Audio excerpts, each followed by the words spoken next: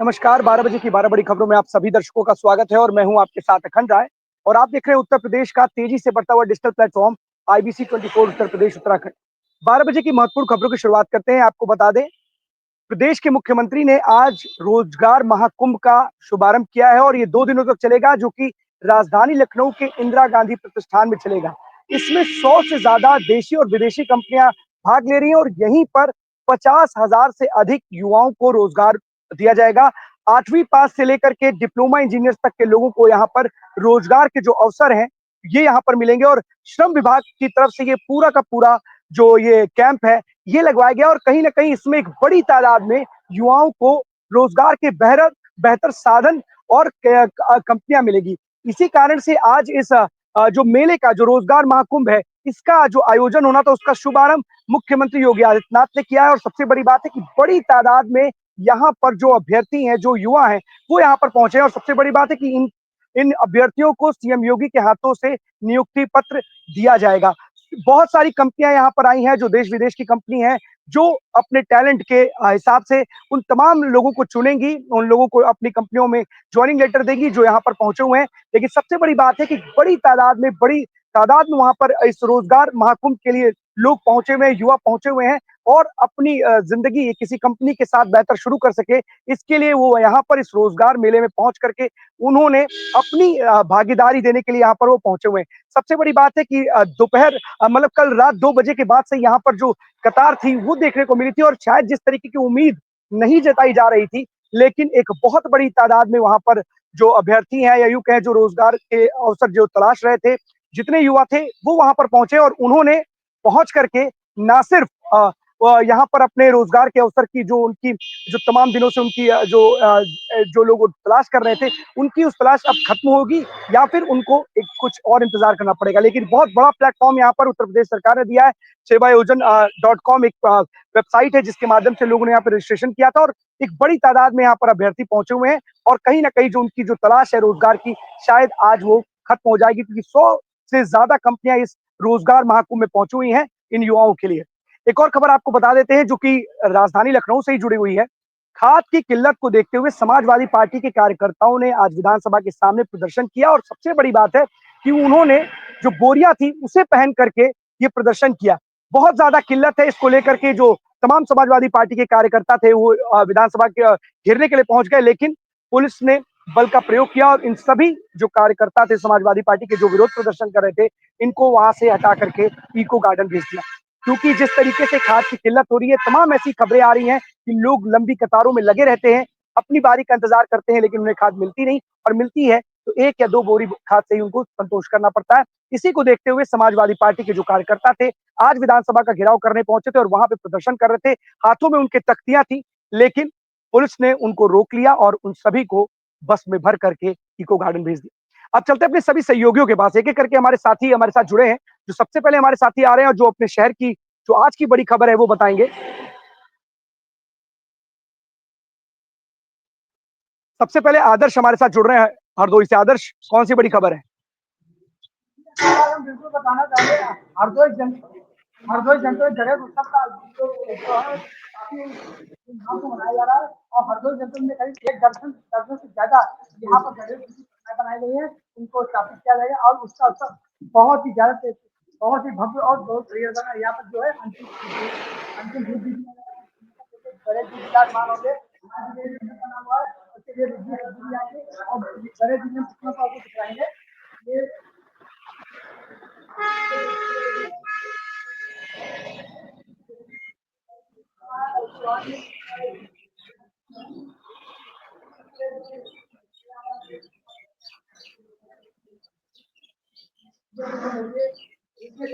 और इसको लेकर यहाँ पर ये पूरा पंडाल जो भव्य पंडाल बनाया जा रहा है, इसको अंतिम रूप आज दिया जा रहा है और इसी पंडाल में गणेश जी की प्रतिमा को यहाँ पर स्थापित किया जाएगा और यहाँ पर सारे कार्यक्रम भी किए जाएंगे।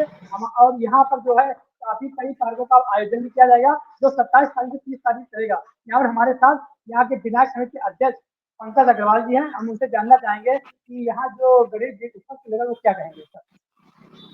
सर, आईबीसी 24 में आपका स्वागत, अभिनंदन है। सर्वप्रथम आईबीसी 24 का बहुत बहुत आभार है कि उन्होंने हमें ये मंच दिया अपनी बात कहने के लिए।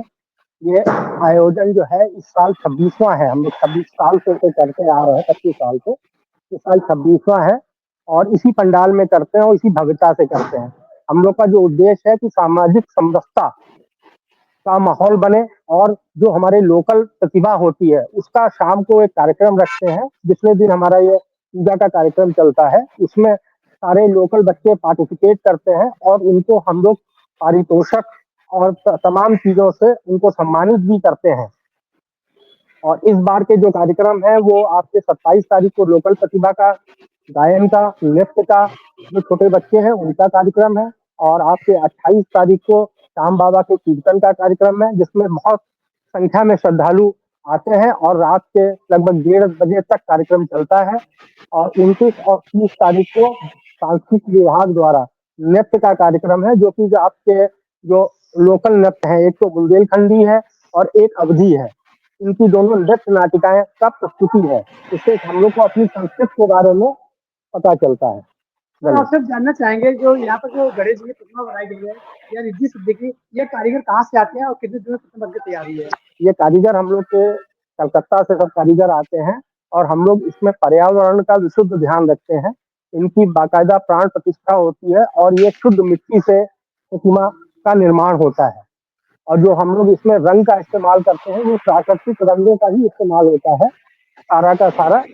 इसमें कोई भी मतलब केमिकल नहीं लगाते हैं जिससे एक जानकारी हम आपसे जानना चाहेंगे कि यहाँ जो छोटे नन्हे मुन्ने बच्चे होते हैं, इसके लेकर यहाँ कई कार्यक्रम भी होते हैं, तो बच्चों को उत्साहित करने के लिए उसको लेकर सर आप क्या कहेंगे? वो बच्चों का कार्यक्रम इसीलिए आयोजित करते हैं कि बच्चे को एक मंच मिले, उनकी प्रतिभा का सम्मान हो और वो आगे बढ़े, जिससे कि हमारे देश, हमारे हरदोई जनपद का नाम रोशन करें आगे बढ़ के। सर अखंड जी आप भी थोड़ा सवाल करना चाहते हैं? नहीं बिल्कुल आदर्श, बहुत 27 तारीख से लेकर के 29 तारीख तक जिस तरीके से पूरे प्रदेश में और ये कहे पूरे देश में गणेश उत्सव को लेकर के तमाम तैयारियां की जा रही हैं और वहीं पर हरदोई में भी इस तरीके का एक विशेष इंतजाम और आयोजन किया जा रहा है, तो कहीं ना कहीं जो भक्तों में एक अलग खुशी की लहर होती है इस दिन और तमाम जो भक्तजन होते हैं वहां पर पहुंचते हैं और अपने आराध्य के दर्शन करने के लिए, अपने प्रभु के दर्शन के लिए वहां पर पंडाल में पहुंचते हैं। तो जिस तरीके से वहां पर तैयारियां की गई अपने आप में काबिले तारीफ है, क्योंकि तमाम लोगों को मंच भी मिलता है, साथ ही साथ भगवान की पूजा अर्चना भी वहां पर होती है। बहुत बहुत धन्यवाद आपका तमाम जानकारी के लिए आदर्श। ज्ञानेंद्र हमारे साथ जुड़ रहे प्रतापगढ़ से। ज्ञानेंद्र, कौन सी बड़ी खबर है? बिल्कुल अखंड, देखिए प्रतापगढ़ से 4 बड़ी खबरें हैं, लेकिन खबरों की स्टार्ट करेंगे क्योंकि जिस तरीके से प्रतापगढ़ उत्तर प्रदेश में इस समय माहौल छाया हुआ है वो है फिर से सुशील सिंह को लेकर के। ब्लॉक प्रमुख सुशील सिंह ऐसे ऐसे ऐसे कारनामे उनके अब उजागर हो रहे हैं कि लगातार अब पहले एक तो आरोपी जो दिन दहाड़े रजिस्ट्री ऑफिस के बाहर तांडव करता है, फिर उसके बाद ड्रग्स तस्कर के रूप में निकल के आता है, हरियाणा और महाराष्ट्र उसके तार जुड़ते हैं। लेकिन आज जो हमारे सूत्र बता रहे हैं कि जो उनके समर्पित बीडीसी थे आज धरना प्रदर्शन बेलखरनाथ ब्लॉक में करेंगे, क्योंकि इतने बड़े तस्कर के साथ इतने लोग और उतर रहे हैं। क्या जो सीसीटीवी फुटेज में दिख रहा है क्या वो ब्लॉक प्रमुख नहीं है जो लोग उनके साथ आना चाह रहे हैं? जो 5 मिनट 6 सेकंड के वीडियो में दिख रहा है एक आदमी को जमीन पर बैठा के मार रहा है इन दहाड़े रजिस्ट्री ऑफिस में खुलेआम, क्या वो आरोपित नहीं है? तो एक सवालिया निशान लोगों पे खड़े होंगे। फिलहाल जो भी लोग होंगे हिस्ट्री सीट खुल रहा है। लवी शंकर मिश्रा का हिस्ट्री सीट काफी पुराना है, वो तस्कर तो है ही है लेकिन उसके ऊपर कई आपराधिक मुकदमे हैं और सुशील सिंह का काफी खास कहा जाता है। अब दूसरी बड़ी बातें हैं, हथुआ थाना क्षेत्र से जुड़ी हुई बड़ी खबर है कि एक बेटे ने अपने बाप का ही सर घर से अलग कर दिया। वजह सिर्फ इतनी थी कि उसने कुछ पैसे अपने पिता से मांगा था और पिता ने पैसे देने से इनकार कर दिया और उसके बाद बीती रात एक फावड़ा उठाता है, फावड़े से उठाने के बाद सर को धड़ से अलग कर देता है। उसकी बहन को जब ये पता चलता है तो वो फरार हो जाता है। फिलहाल पुलिस ने बेटे को पकड़ लिया है, आगे की कार्रवाई की जा रही है, पोस्टमार्टम के लिए तो भेज दिया गया है। एक खबर और है, खबर बड़ी इसलिए है, महत्वपूर्ण इसलिए है कि एक नया खुलासा हुआ है। अभी आपको पता होगा कि एक मुठभेड़ हुई थी कल की बीती रात में।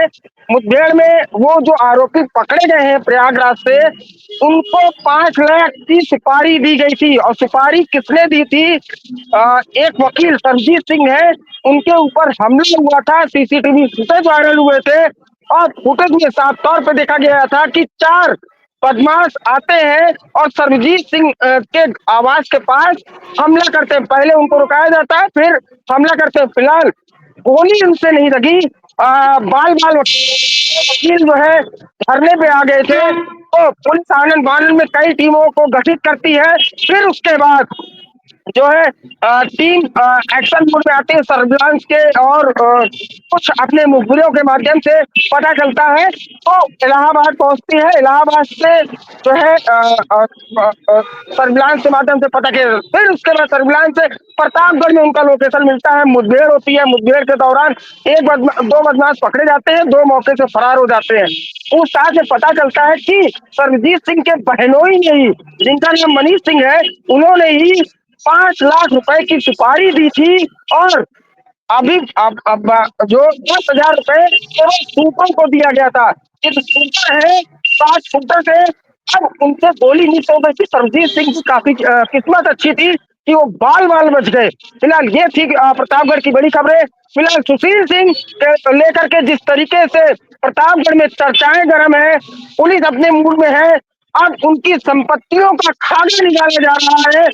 तो 1995 से लेकर के जो सिक्योरिटी गार्ड की नौकरी करता था, और अब बिल्कुल ज्ञानेंद्र, सबसे बड़ी बात है कि तमाम ऐसी चीजें निकल करके सामने आ रही है ज्ञानेंद्र, जिसमें ये समझ में आता है कि प्रतापगढ़ पुलिस का काम बहुत है।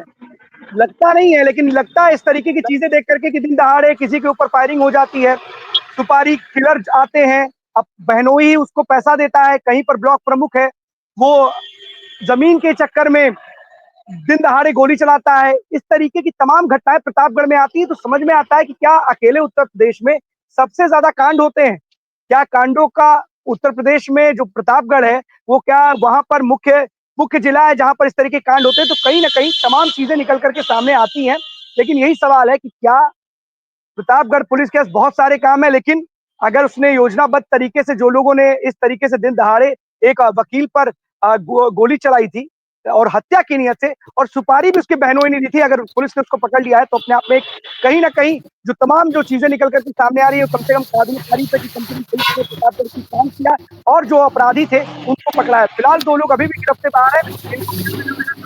और निकल करके सामने आएगी, लेकिन इतना जरूर है कि 2 खबरें जो आपने बताई हैं वो रिश्तों के कत्ल करने वाली हैं। एक पे बेटे ने ही अपने पिता की हत्या कर दी, और दूसरी तरफ जो दूसरी खबर है, उस खबर में भी जिस तरीके से एक बहनोई ने जिस तरीके से अपने ही रिश्तेदार पर गोली चलवाई है 5 लाख की सुपारी देकर के, ये भी तमाम सवाल खड़े करता है कि आखिरकार लोगों को रिश्तों पर विश्वास नहीं रहा या आजकल लोग रिश्तों का ही कत्ल करने में लगे हुए हैं। बहुत बहुत धन्यवाद आपका इस तमाम जानकारी के लिए जाने। कुलदीप हमारे साथ जुड़े हुए हैं अमेठी से। कुलदीप, कौन सी बड़ी खबर है? जी, मैं अखंड जी बिल्कुल बता देना चाहता हूं कि मैं जिला मुख्यालय से 21 किलोमीटर जामो स्थित मुख्य बाजार में उपस्थित हूं। यहां पर ग्रामीणों ने शिकायत किया है कि जल भराव मुख्य बाजार में हमेशा होता रहता है, जहां पर गांधी प्रतिमा भी स्थापित है। और ऐसे में देखा जाए तो इस जल भराव के कारण आए दिन लोग इसमें गिरकर चोटिल हो रहे हैं और एक्सीडेंट का भी खतरा बना हुआ है। ग्रामीणों ने बताया है कि मैंने पीडब्ल्यूडी और जिले के आला अधिकारियों को इस पानी भराव की सूचना को दिया है, लेकिन आज तक कोई कार्रवाई नहीं हुई है। मैं ये भी बताना चाहता हूं कि जिस प्रकार से गांधी प्रतिमा पूरे जामों में एक है और ऐसी स्थिति में वहां पर जल भराव होता है, तो कहीं ना कहीं ये विभाग पर और जिले के आला अधिकारियों पर प्रश्न चिन्ह उठाने का काम करता है। मैं अमेठी से कुलदीप सिंह की खास रिपोर्ट। कुलदीप, सबसे बड़ी बात है कि इस तरीके से जल भराव की जो स्थितियां हैं, और आप दिखा भी रहे हैं लाइव हमारे दर्शकों को, तो आखिरकार क्या तमाम जो अधिकारी हैं जिला प्रशासन के या पीडब्ल्यूडी के, अगर क्या उनके पास कोई इसका तरीका नहीं है क्या कि इसको निकाला जा सके? क्योंकि अगर इस तरीके से जल जमाव की जो स्थितियां होती है, जल भराव की जो स्थितियां होती है, कहीं ना कहीं आम जनमानस को दिक्कतें का सामना करना पड़ता है। कभी कभी कई राजधानी लखनऊ में भी ऐसी तस्वीरें आई कि जल भराव की वजह से लोगों को समझ में नहीं आया और उस गड्ढे में गिर के वो चोटिल हो गए। आपने किसी अधिकारी से बात की, पूछा कि आखिरकार क्यों, क्या वजह है कि इतने दिनों से यहाँ पर जलभराव जैसी स्थितियां बनी हुई हैं, आप लोग इसको लेकर के कोई काम नहीं कर रहे हैं? मैं अखंड जी आपको बता देना चाहता हूं कि मैं स्वयं पीडब्ल्यूडी ऑफिस जो है करीब 2 महीना पहले इसकी सूचना जो है दिया था। पीडब्ल्यूडी ऑफिस जाकर उन लोगों ने कहा कि शीघ्र ही इस जलभराव के कार्य को जो है ठीक कराया जाएगा, लेकिन आज तक इस जलभराव के कार्य को नहीं ठीक किया गया है। कहीं ना कहीं देखा जाए तो जिला प्रशासन और पीडब्ल्यूडी विभाग की जो है कारगुजारियों पर प्रश्न चिन्ह लगता है। तो मेरे साथ इस समय यहाँ के जनमानस भी उपस्थित हैं कि मैं चाहता हूं कि वो भी अपनी पीड़ा को आपसे बयां करें और चैनल के माध्यम से जो दर्शकों को बताने में जो है अपनी जो है राय व्यक्त करें। आपका क्या नाम है? कुमार पासवान। आप क्या जो है जल भराव से संबंधित क्या चाहते हैं? जल भराव समस्या दूर की जाए। जैसा कि ग्रामीण भी बता रहे हैं कि जल भराव की समस्या आए दिन हो रही है, जिससे लोग चोटिल हो रहे हैं बिल्कुल और बिल्कुल बिल्कुल, एक्सीडेंट तो का खतरा चीजें निकल बढ़ा करके हुआ सामने है। आ ही रही है, लेकिन सबसे बड़ा सवाल यही है कि 2 महीने पहले आप गए थे, तो 2 महीने में क्या उसको 10 से क्या 100 2 महीने 20 महीने बाद 200 होगा। अगर पीडब्ल्यूडी के अधिकारियों को ये जलभराव नहीं दिख रहा है, तो आंखों पर पट्टी बांध के बैठ जाते क्या ऑफिस में?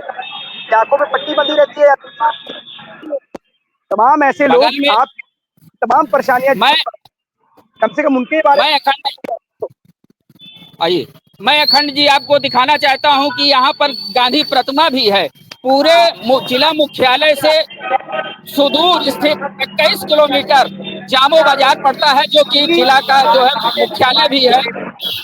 गांधी जी प्रतिमा का गांधी जी का सम्मान नहीं है, लेकिन जो नोट पे छपे हुए गांधी जी है उसका सम्मान है इस देश में। ये बहुत जी कड़वी जी बात है, लेकिन ये बात है कि गांधी प्रतिमा का सम्मान नहीं है, गांधी जी के विचारों का सम्मान नहीं है। अगर सम्मान है तो जी नोट का सम्मान है जिसपे गांधी छपे रहते हैं, इसीलिए हर जगह उसकी पूछ जी होती है और उसी को लोग मानते भी हैं। उसको दिखाइए, मैं सारे काम होंगे। लेकिन फिलहाल जिस तरीके से वहां पर जलभराव जल समस्या की स्थिति बनी हुई है, पीडब्ल्यूडी के अधिकारियों को कम से कम इसका संज्ञान लेना चाहिए और कार्रवाई करनी चाहिए। बहुत बहुत धन्यवाद आपका इस तमाम जानकारी के लिए कुलदीप। इंद्रवीर हमारे साथ कौन सी खबर है?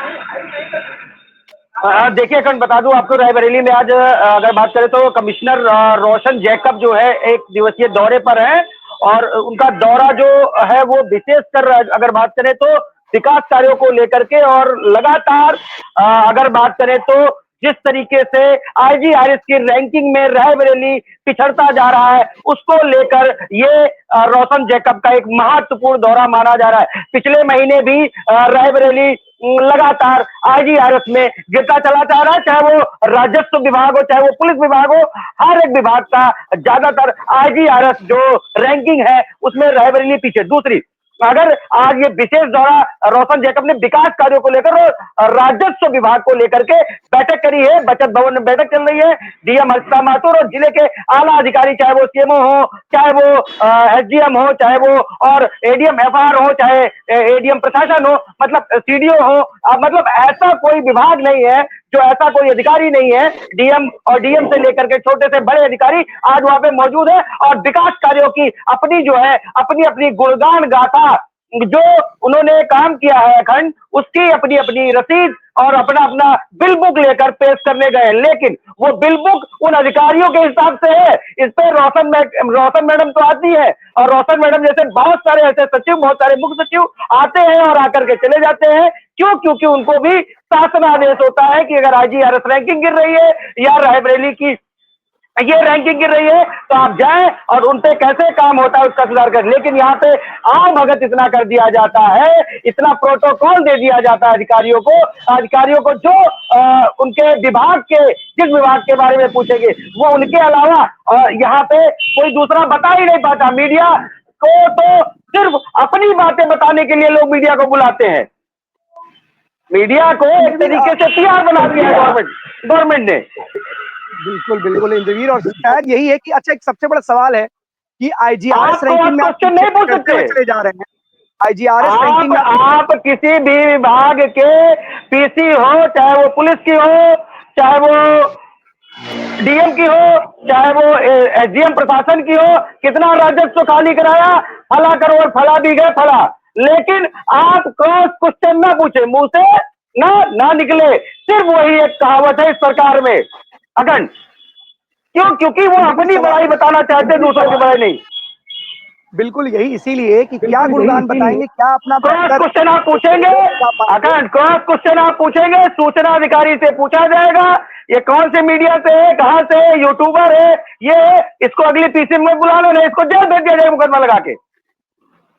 तो भाई तो आप ही लोग बुलाते हैं, और अगर हम आपकी चीजों को बताते हैं, प्रचारित और प्रसारित करते हैं, तो कम से कम अच्छी चीजों को प्रचारित और प्रसारित करते हैं। तो अगर आपसे कुछ सवाल नहीं पूछेंगे तो क्या करने गए आज वहां? रायबरेली अखंड अखंड श्रोता है अखंड आज रायबरेली आज रायबरेली अखंड आज रायबरेली का सबसे बड़ा विभाग, स्वास्थ्य विभाग, वहां के सीएससी अधीक्षक के ऊपर एक मुकदमा दर्ज हो गया, उसको ट्रांसफर कर दिया, पहला। दूसरा, ये आईबीसी 24 धनके की चोट पर पत्रकारिता करता है। और दूसरा, हर रोड चारों तरफ त्राहिमाम कर रही है। लेकिन किसी भी जिम्मेदार विभाग को उस पर काम नहीं करना है, चाहे वो ओवरब्रिज हो गल्ला मंडी का, चाहे वो मन का सिनेमा रोड हो ध्वस्त हो गई जो, ठीक है, चाहे वो पुल के नीचे आप ले लीजिए, ई रिक्शा पलट जा रहा है, लोग घायल हो जा रहे हैं, चाहे वो पुलिसिंग उठा के लीजिए, पुलिसिंग की कुछ हद तक 100% has been not correct every time, but 85-80% correct है, पुलिसिंग सही चल रही है। लेकिन राजस्व का जो आज निरीक्षण करने और जो फेस टू फेस जनता से मिलने आई है मैडम रोशन जैकब, जो डीएम भी रह चुकी है रायबरेली की, आपके लिए बता दे, ये डीएम भी रह चुकी है, लेकिन ये अपनी बातें बताने और विकास का जायजा लेने तो आई है, लेकिन क्या उस विकास के जायजे में जनता कहीं नहीं दिख रही? वहां सिर्फ अधिकारियों की गाड़ी है, हूटर लगे हुए आ रहा है। अभी मैडम जैसे जाएगी वैसे ही फिर अपने अपने विभाग का चिट्ठा और मीडिया के सामने बाइट देंगे, हमने ये बताया, हमने वो बताया। आज एक पेपर में, समाज कल्याण पेपर में, मैं किसी विभाग को नहीं लूंगा, लेकिन हम लोग जब ग्रुप में होते हैं तो एक प्रिंट मीडिया में एक खबर छपी समाज कल्याण बाबू के बारे में, 8 साल से उसी विभाग में कार्यरत है, और जितना रजिस्ट्रेशन हो रहा है ज्यादातर अपने रिश्तेदारों को, और बड़ा पेपर है, दावे के साथ आईबीसी 24 कर रहा है, बड़ा पेपर है जिसने एक खबर निकाल के छापी है। तो समाज कल्याण विभाग में एक बाबू है, वो बाबू अपने ही रिश्तेदारों को ज्यादा फायदा दिला रहा है, टेंडर दिला रहा है। टेंडर मतलब समाज कल्याण विभाग शादी करवाता है गरीबों की, ई साइकिल डिस्ट्रीब्यूट, मतलब समाज कल्याण विभाग बड़े स्तर पे काम करता है जिले में। तो वो रिश्तेदार, ऐसा आरोप है, IBC 24 has been not clear of this आरोप, बट ये पेपर ने अगर छापा है किसी बड़े, तो वो किसी प्रूफ के साथ गया होगा ना। और 8 साल से इसी विभाग में कार्यरत है बाबूजी। मैडम सृष्टि अवस्थी को दिखाई नहीं देता। ये बहुत लंबी फहरिस्त है, ना सिर्फ समाज कल्याण विभाग में, तमाम ऐसे विभाग हैं जहां पर इस तरीके के जो बाबू हैं, चाहे पुलिस महकमे में हो, चाहे वो विकास प्राधिकरण में हो, या कहीं पर भी हो, लेकिन ऐसे बाबुओं की एक बहुत लंबी फहरिस्त है जो ना सिर्फ एक अपने स्थान पर कई वर्षों से टिके हुए हैं, बल्कि अपना राजकाज वहीं से बैठ करके चला रहे हैं और अपने को लाभ पहुंचा रहे हैं। लेकिन आप किसको लाभ पहुंचा रहे हैं, ये तो प्रशासन या उस तमाम विभाग के अधिकारियों की जिम्मेदारी है कि ठीक से काम कर रहे हैं या नहीं कर रहे हैं। लेकिन जो विभाग के अधिकारी हैं, अगर वो ठीक से काम करते तो सवाल ही नहीं खड़े होते, और शायद इस तरीके की नौबत नहीं आती। आज आईजीआरएस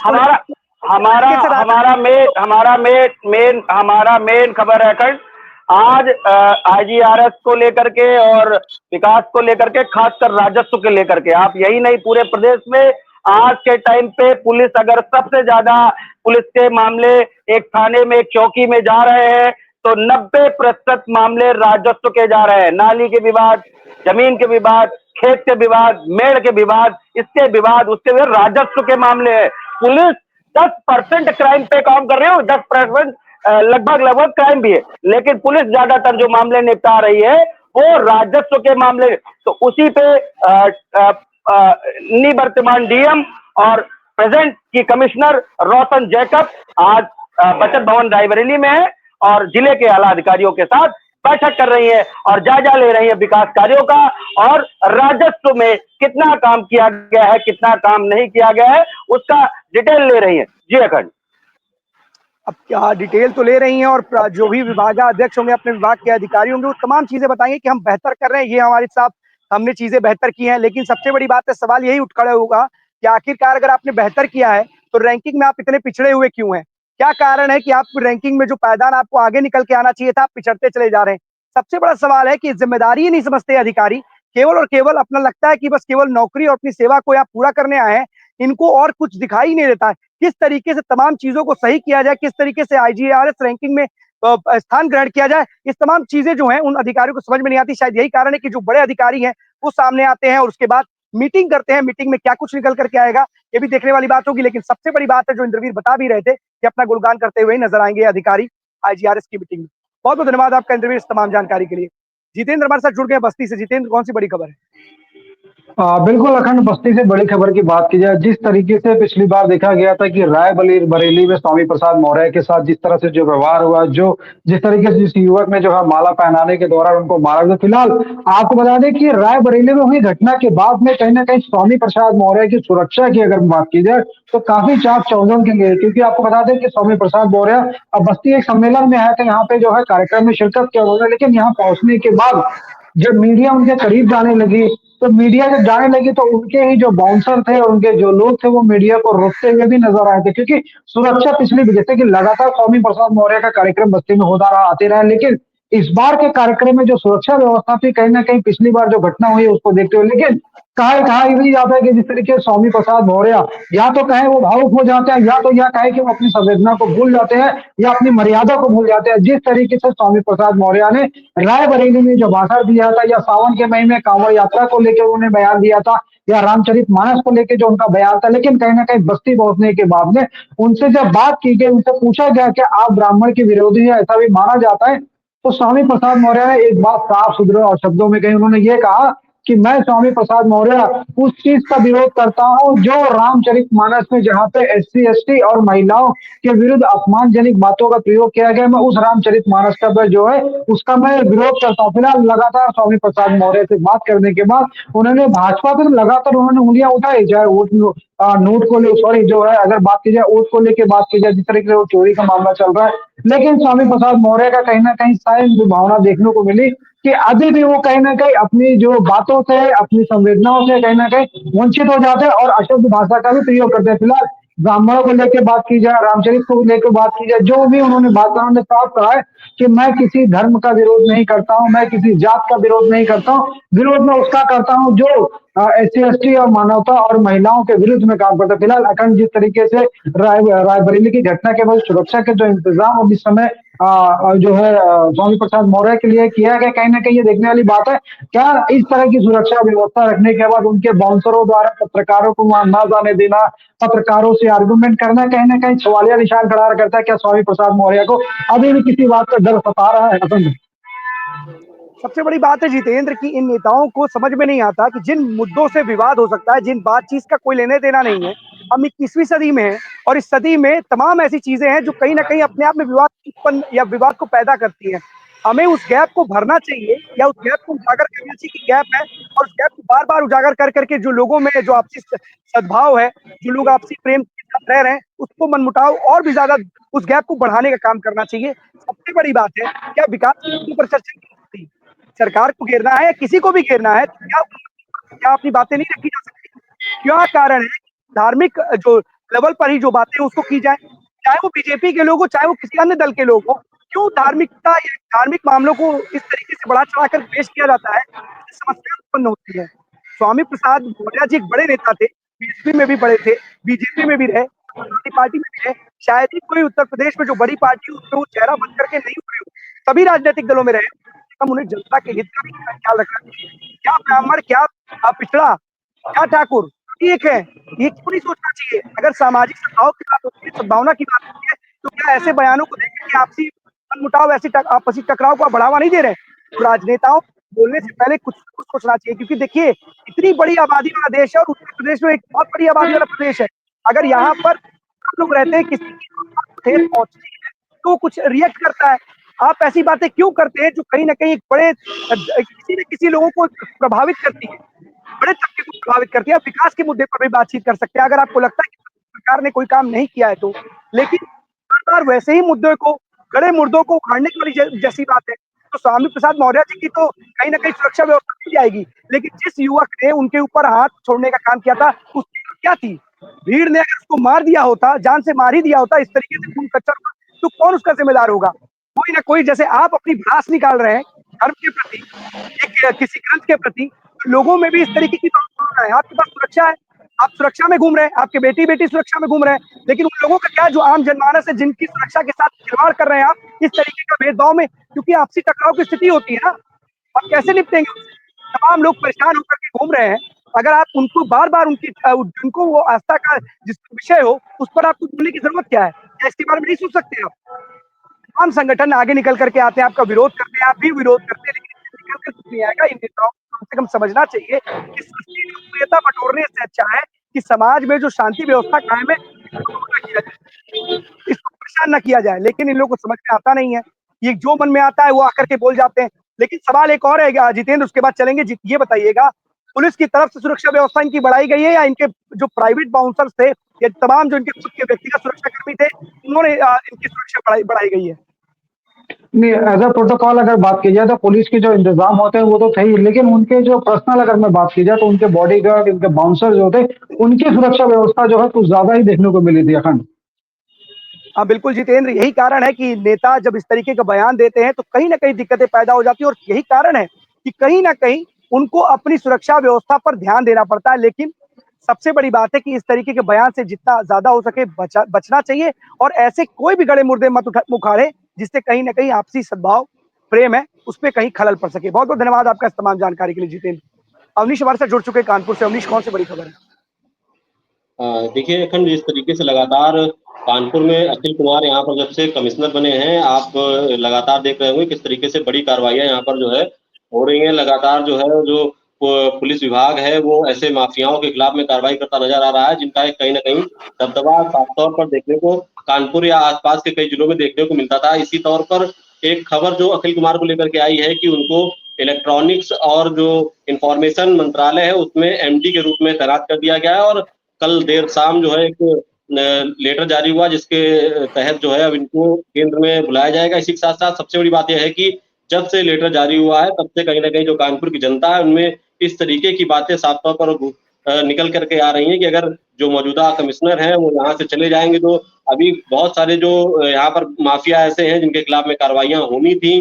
जो एक महाकाल करके जो एक त्रिनेत्र करके जो एक अभियान चल रहा था उसके तहत से अगर ये चले जाएंगे तो क्या वो पुलिस जिस तरीके से कार्य कर रही थी वो काम हो पाएगा। तो एक उम्मीद लेकर के जो कानपुर की जनता अखिल कुमार को लेकर के लगातार जो देख रही है उसको लेकर के साफ तौर पर नजर ये आ रहा है कि क्योंकि केंद्र से ऑर्डर आया है लगभग एनओसी देकर के 1 महीने के समय में इनको यहाँ से केंद्र भेज दिया जाएगा। तो एक डर जो लोगों के मन में था वो डर खत्म होने की कगार पे आ गया था, खत्म हो रहा था। तो फिर से एक भय की भावना कहीं ना कहीं साफ तौर पर जो है यहाँ के कानपुर के लोगों में देखने को मिल रही है। अखंड बिल्कुल अवनीश, एक बेहतर अधिकारी क्या कर सकता है वो इन्होंने बताया है, और शायद यही कारण है कि अधिकारी के जाने की चिंता जो लोगों में है, आम लोगों में है, वो भी कहीं ना कहीं दिखाई पड़ रही है कि जो अभियान उन्होंने चलाया था माफियाओं के खिलाफ, वो भी एक बहुत बड़ी बात थी। तो देखिए, प्रेम होता है, और जो अधिकारी काम करने वाले होते हैं उनको पुरस्कार भी मिलता है कि जो अधिकारी कानपुर में एज ए कमिश्नर तैनात हो उसको केंद्रीय प्रतिनियुक्ति पर बुलाया जाए। तो अपने आप एक बहुत बड़ी बात है कि किस तरीके से अधिकारी काम करते हैं, उनकी पूछ ना सिर्फ उत्तर प्रदेश सरकार में है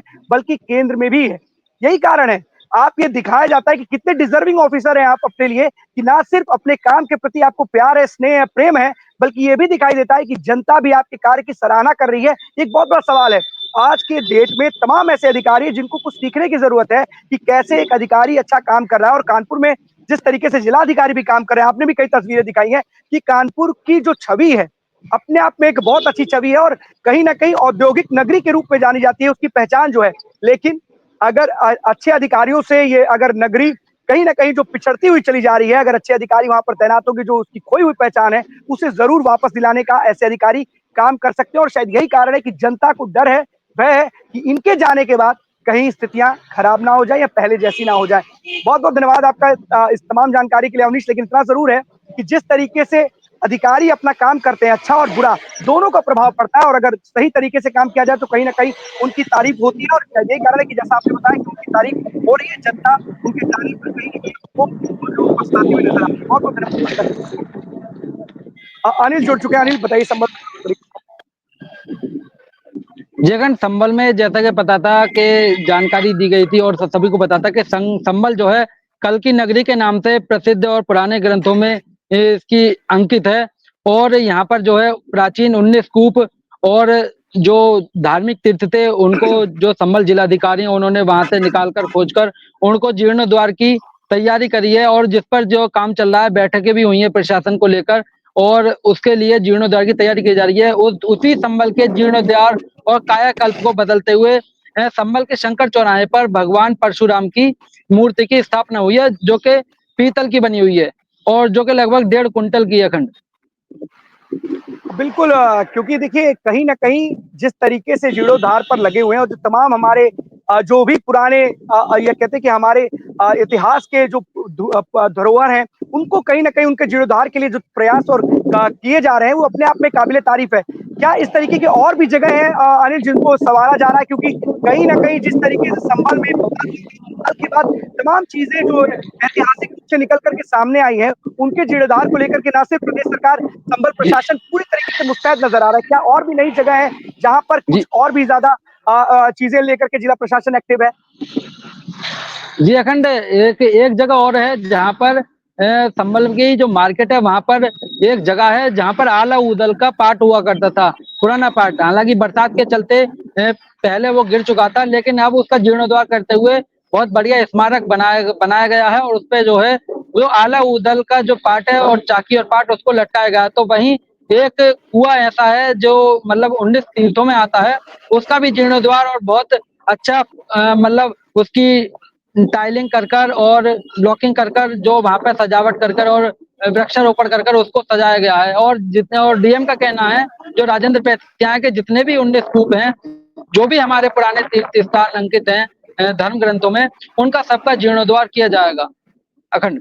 हाँ बिल्कुल अनिल, मुख्यमंत्री योगी आदित्यनाथ की भी मंशा ही है कि जिस तरीके से संभल में जो तमाम हमारी ऐतिहासिक धरोहरें थी उनको कहीं जिस तरीके से वापस बनाया जा रहा है और उनका जीर्णोद्धार किया जा रहा है, उसी क्रम में जो जिला अधिकारी हैं वो लगातार इस तरीके की धरोहरों पर काम कर रहे हैं। और जिस तरीके के काम जो ऐतिहासिक धरोहरें हैं उसको लेकर के प्रदेश सरकार की मंशा के अनुरूप जिला अधिकारी जो काम करते हुए नजर आ रहे हैं, कहीं ना कहीं उस खोई हुई विरासत जो पहचान थी उसको वापस पाने का भी काम कहीं ना कहीं प्रदेश सरकार और जिला प्रशासन के द्वारा किया जा रहा है। क्योंकि तमाम लोग जो श्रद्धा का भी विषय बना हुआ है, क्योंकि संभल में खुद सीएम योगी आदित्यनाथ ने बोला था कि बहुत सारी ऐसी चीजें हैं जो खुदाई के बाद निकल करके सामने आई है और भी चीजों को ढूंढने और तलाश के लिए लगातार वहां पर कार्य चल रहा है। तो कहीं ना कहीं जो प्रशासन है वो उस तमाम चीजों को जो खोई हुई पहचान है उसे वापस पाने के लिए पूरी मुस्तैदी के साथ काम कर रहा है। बहुत बहुत धन्यवाद आपका इस तमाम जानकारी के लिए अनिल।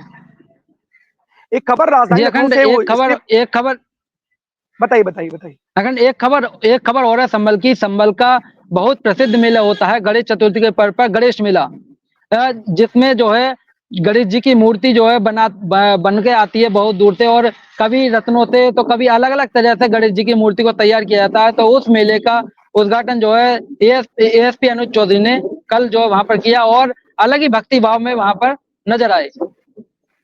हाँ बिल्कुल, जिस तरीके से अनुज चौधरी का जो स्वभाव है, भाव है, कहीं ना अपने आप में तमाम लोगों को खींचता भी, और शायद यही कारण है कि तमाम ऐसे अधिकारी हैं प्रदेश में, लेकिन अनुज चौधरी जो कि एक सीओ लेवल के अधिकारी थे, हाल ही में वो एएसपी बने हैं, लेकिन जिस तरीके की सुर्खियां उन्होंने वहां पर बटोरी थी, कहीं ना कहीं इस तरीके की चीजें निकल करके आती हैं। और भाव विभोर हो जाना या फिर किसी चीज को बात को लेकर के कह देना, कई बार उनके बयान को लेकर के हल्ला भी हुआ है, और शायद यही कारण है कि वो खुलकर अपनी बात रखते हैं, लेकिन काफी सुर्खियों में रहते हैं संभल के एसपी जो है इस वक्त अनुज चौधरी। बहुत बहुत धन्यवाद आपका इस तमाम जानकारी के लिए अनिल। एक सवाल ये भी है कि जिस तरीके से राजधानी में खबर आई है कि एक नायाब तहसीलदार ने जब जमीन को वहां पर जो अवैध अतिक्रमण था हटाने पहुंचे थे, तो एक किसान अपने जमीन के कागज दिखाने के लिए बोल रहा था, लेकिन इसी दरमियान जो नायाब तहसीलदार का जो पारा है वो हाई हो जाता है और वो उस किसान को एक थप्पड़ जड़ देते हैं।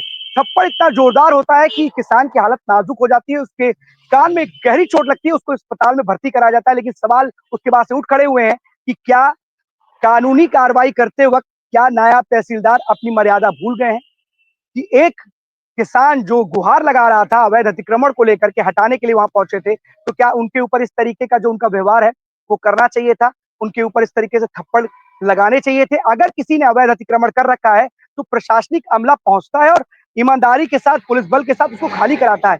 बिल्कुल सही बात है, कुछ लोग विरोध भी करते हैं, लेकिन क्या ये सही है कि मर्यादा को ताक पर रखते हुए एक किसान को इस तरीके से सरेआम थप्पड़ मार दिया जाता है और कहीं न कहीं वो परेशान होकर के जो उसकी हालत होती है, वो भी कहीं न कहीं खराब हो जाती है। तो जिस तरीके का व्यवहार उन्होंने किया है, ये अपने आप में मर्यादित नहीं है और अमर्यादित व्यवहार के चक्कर में क्या एक्शन होता है, ये भी देखने वाली बात होगी। लेकिन इतना ज़रूर है कि नायब तहसीलदार का जो व्यवहार है, वो अपने आप में सवालों के घेरे में है और जिस तरीके से किसान के ऊपर उन्होंने अपने हाथ से प्रहार किया, उसको चोटिल हो गया, तो कहीं न कहीं सवालिया निशान खड़े होते हैं कि प्रशासनिक अमले में जो तैनात है अधिकारी, क्या उनके अंदर कोई सहानुभूति नहीं रहती या उनको अपने मर्यादा का बिल्कुल भी ज्ञान नहीं है कि किस तरीके से एक आदमी अगर गुहार लगा रहा है, तो उसको ना सिर्फ उसकी गुहार को सुना जाए, बल्कि उसको प्रसारित करने के लिए उसके ऊपर दिया जाए। कहीं न कहीं उसके सवालों के घेरे में है।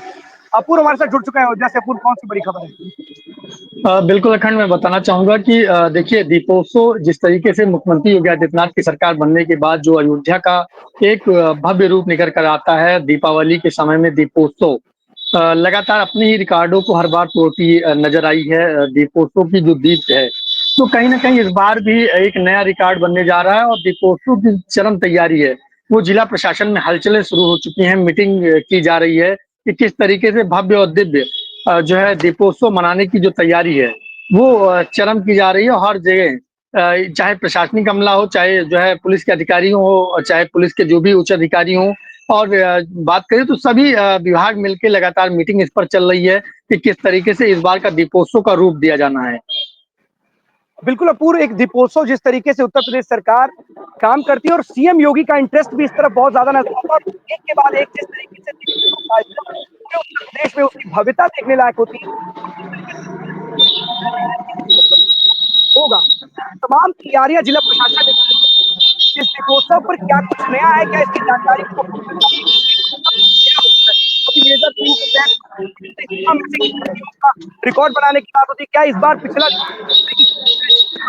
देखिए अखंड, बिल्कुल बिल्कुल अखंड, मैं बताना चाहूंगा कि देखिए, जब से 2019 से लगातार दीपोत्सव का आगाज हुआ है और लगातार हर बार अपने ही रिकॉर्ड को दीपोत्सव तोड़ता है, कोई नई कीर्तिमान स्थापित किया है, गिनीज वर्ल्ड ऑफ रिकॉर्ड में लगातार अपने जो है नाम दर्ज कराता है। लेकिन इस बार अभी दीपों की संख्या का जो आंकलन है, वो प्रशासनिक तौर पर सामने निकल कर नहीं आया, लेकिन जो कयास लगाए जा रहे हैं कि जिस तरह से हर बार दीपोत्सव अपने ही जो है रिकॉर्ड को तोड़ता आया है, तो कहीं ना कहीं इस बार भी वही समागम देखने को मिलेगा। जिस तरीके से राम की पैड़ी का विस्तार हुआ है, उस पर बड़ी बड़ी सीढ़ियां बनाई गई हैं स्टेडियम की तरह तरह से जो है तर्ज पर, तो कहीं ना कहीं इस पर बिल्कुल हो सकता है कि जो है दीपोत्सव का नजारा इस बार खास देखने को मिलेगा, क्योंकि दीपों की संख्या भी बढ़कर निकल कर आने वाली है, क्योंकि इस बार घाटों का भी विस्तार हो चुका है, घाटों का सौंदर्यीकरण हो चुका है, तो जो दीप की संख्या थी वो ज्यादा ही बिछेगी।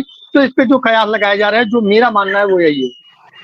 हाँ बिल्कुल अपूर्व, क्योंकि एक बहुत बड़ी तादाद में श्रद्धालु जब ये ना सिर्फ उसमें भाग लेने के लिए बल्कि जो होता है उसको देखने के लिए अलौकिक दृश्य होता है और राम की नगरी में इस तरीके से वहां पर दीपोत्सव मनाया जाना अपने आप में एक अद्भुत कार्यक्रम है सरकार का ही। और सबसे बड़ी बात है कि बड़ी तादाद में जब श्रद्धालु वहां पर पहुंचते हैं और इस दिव्य दीपोत्सव का आनंद लेते हैं, तो अपने आप में एक अद्भुत नजारा होता है, अलौकिक नजारा होता है। और इसी को लेकर के जो जिला प्रशासन है और प्रदेश सरकार है, वो कहीं ना कहीं जो तमाम तैयारियां हैं उसको लेकर के आगे बढ़ती है। और जैसा कि आपने बताया कि पिछली बार का भी रिकॉर्ड इस बार भी ध्वस्त हो सकता है, क्योंकि ना सिर्फ वहां पर दीपोत्सव को लेकर के बड़ी तैयारियां बल्कि नए घाट भी बन गए हैं। तो इस बार जो दीपोत्सव का जो नया रिकॉर्ड होगा, जो नया कीर्तिमान होगा, वो भी इस बार दर्ज कराने के लिए वहां पर लोग हैं, जो श्रद्धालु है वो पहुंचेंगे।